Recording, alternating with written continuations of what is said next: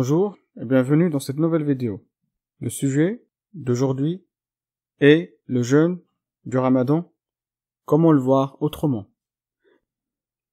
Le jeûne du Ramadan est l'un des 5 piliers de l'islam, avec la shahada, l'attestation, la prière, l'aumône et le pèlerinage. Ce pilier est prescrit dans le Coran pour une durée d'1 mois, selon le calendrier lunaire, le mois du Ramadan. La vision la plus simple du jeûne est de l'aube au coucher du soleil. Durant le jeûne pendant ce mois, le musulman doit s'abstenir de manger, de boire, de fumer et d'avoir des relations avec son épouse ou son époux.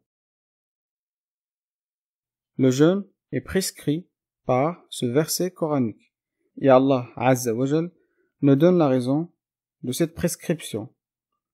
Derrière le jeûne, l'objectif à atteindre est la piété.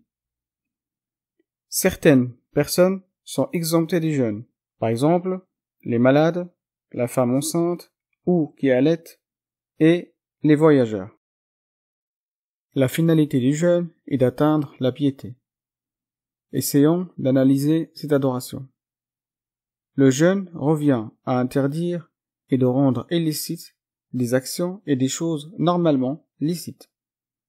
Manger, boire, avoir des relations dans le cadre du mariage est licite en dehors du Ramadan.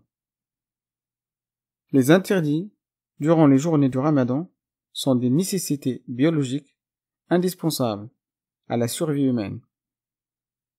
Pourtant, ils deviennent interdites pendant le jeûne. Ce qu'il faut retenir, la personne qui est capable et qui développe la force et la volonté de s'abstenir des nécessités et des désirs devient une personne forte, capable de s'abstenir de toute autre chose en dehors des nécessités. Le mérite du Ramadan n'est plus à démontrer. Il est connu de tous. Celui qui le fait comme il se doit se verra ses péchés de l'année précédente pardonnés, sans parler de la nuit du destin que elle, toute seule, vaut l'adoration de 1000 mois.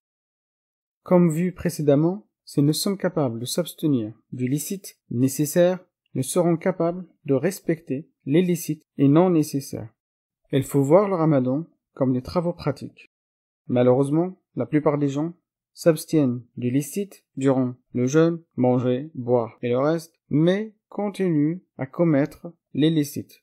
La médisance, la calomnie toute la journée, l'envie, la tricherie, l'injustice, le regard vers l'interdit, le vol, le mensonge, les serments mensongères, etc., etc.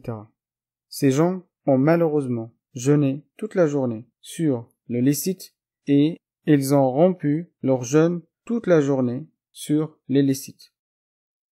Le mois du Ramadan représente un stage intensif qui nous montre que nous sommes tous capables du changement, que nous avons tous les ressources nécessaires et la volonté pour changer et améliorer notre vie et notre foi. Nous devons profiter de ce mois béni pour revoir notre comportement, notre piété, notre relation avec les gens et surtout, c'est le moment de se débarrasser de nos dépendances. Certaines études comportementales indiquent que le cap de 21 jours ou de 30 jours est nécessaire pour arrêter une dépendance. Profitons de ce mois pour arrêter de fumer, arrêter la médisance et la calomnie, arrêter la fornication et arrêter toute action illicite. Soyons suffisamment intelligents pour faire partie de ceux qui jeûnent du licite et de l'illicite. Faisons de ce stage annuel l'occasion de faire le bilan global de notre vie et de notre spiritualité, d'améliorer notre piété et développer notre volonté à devenir meilleur.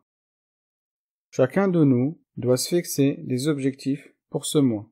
Faire plus de prières surrogatoires, lire plus de Coran avec analyse et compréhension, donnons plus de dons aux nécessiteux, remboursons nos dettes, réglons nos querelles et différends avec nos familles et amis, demandons pardon à tous ceux que nous avons blessés au fait du mal, profitons du confinement pour apprendre davantage sur l'islam et de se repentir définitivement de nos péchés récurrents.